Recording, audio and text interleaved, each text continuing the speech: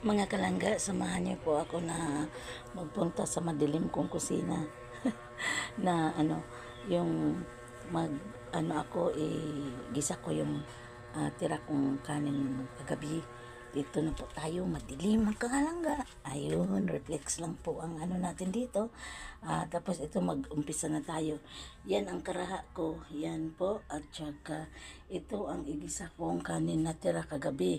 Ngayon, buksan na natin ang ating gasol. Yan. Tapos i-open na po natin ito. O yan po. Nung araw takot ako sa gasol, pero ngayon napilitan ako na gumamit nito.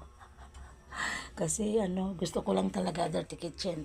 Ngayon, hindi pa mainit yung mantika. Painitin mo muna natin yan. Kasi yung mantika dyan po, kasi nag-adobo kami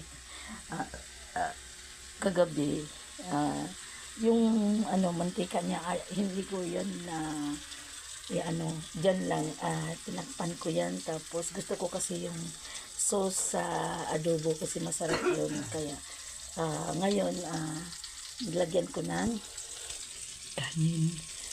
Ganito ako mga kalangga, at saka ilagay na natin ang bawang kasi parang okay na yan.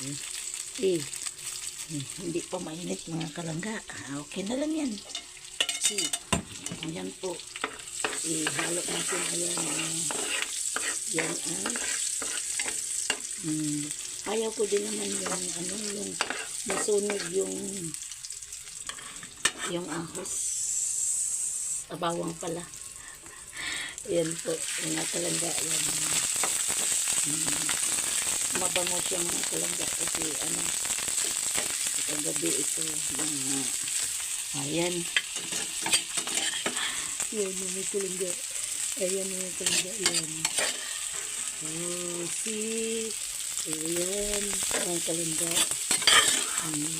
Iba kasi ako pag mag-fried ako ng kanin. Gusto ko yung parang medyo toasted. Ganun yung ko. Ayan. Ihalo ko na. Ayan po. Tapos lagyan ko ng asin. Kunti lang. Ayan. Yan lang.